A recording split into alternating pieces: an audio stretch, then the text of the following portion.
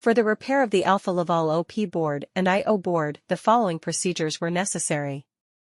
Replacement of various electronic components and general cleanup of the unit.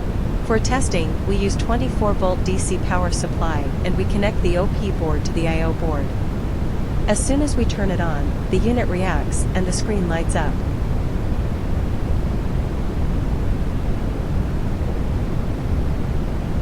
The error message is due to lack of additional units.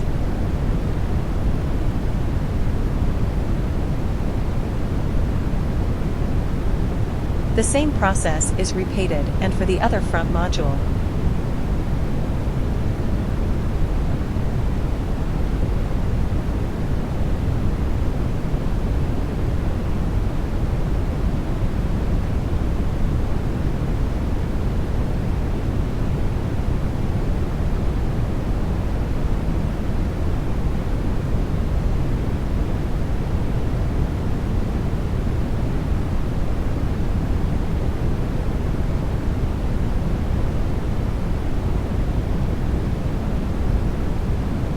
It is now clear that the Alfa Laval boards are working successfully and are ready to be delivered to the client.